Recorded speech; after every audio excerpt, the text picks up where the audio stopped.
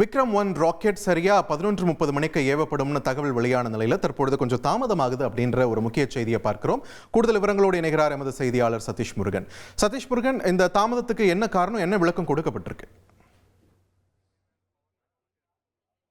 வணக்கம் பார்த்திபன். இன்று காலை 11:30 மணி அளவில் விக்ரம்-1 மிஷன் ஆகாமனுடைய அந்த ராக்கெட் ஏவும் திட்டமிடல் நடைபெற்றிருந்தது. இந்த ராக்கெட்டினுடைய இறுதிக்கட்ட பணிகளை இஸ்ரோ மற்றும் அதே போல ஸ்கைரூட் நிறுவன உயர் அதிகாரிகள், விஞ்ஞானிகள் ஆய்வு செய்து வந்திருக்கக்கூடிய சூழ்நிலை T-11 மினிட்ஸ் என்று சொல்லக்கூடிய இறுதிக்கட்ட தானியங்கி சரிபார்ப்பு நடவடிக்கை, அதாவது ஆட்டோமேட்டிக் சீக்வன்ஸ் செக்அப் என்று சொல்றாங்க.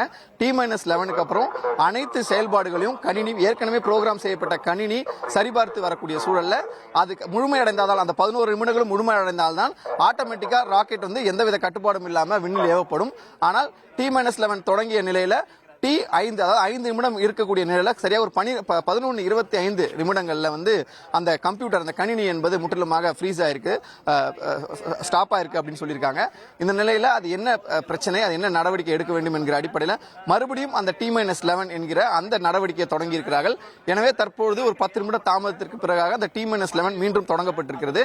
11 நிமிடங்களுக்கு பிறகாக, இன்னும் ஒரு 11 நிமிடங்களுக்கு பிறகாக அனைத்தும் எந்தவித பிரச்சனையும் இல்லாத நிலையில சரிபார்க்கப்பட்டிருந்தால் 11 நிமிடங்களில் இன்னும் சற்று நேரத்தில் அந்த ராக்கெட் என்பது வெற்றிகரமாக விண்ணில் ஏவப்படும் என்று தெரிவிக்கப்பட்டிருக்கிறது. இறுதிக்கட்ட அந்த தொழில்நுட்ப கோளாறு காரணமாக விக்ரம்-1 என்ற ராக்கெட் லான்ச்சோடைய இந்த நேரம் என்பது சற்று தள்ளி போயிருப்பதாகவும், மற்றபடி வேறு எந்த பிரச்சனையும் இல்லை, பிரச்சனை என்பது சரி செய்யப்பட்டு அந்த T-11 மீண்டும் தொடங்கப்பட்டிருக்கிறது.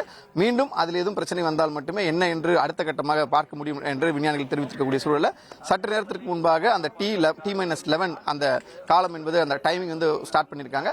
இன்னும் சில நிமிடங்களில் வெற்றிகரமாக அந்த விக்ரம்-1 ராக்கெட் விண்ணில் ஏவப்படலாம் என்று எதிர்பார்க்கப்படுகிறது. இனி செல்லும் இடமெல்லாம் செய்தி. தந்தை டிவியின் வாட்ஸ்அப் சேனலை ஃபாலோ பண்ணினா செல்ல இருக்கும் இடமெல்லாம் செய்தி. இதோ QR கோட், இப்பவே ஸ்கேன் பண்ணுங்க, ஃபாலோ பண்ணுங்க.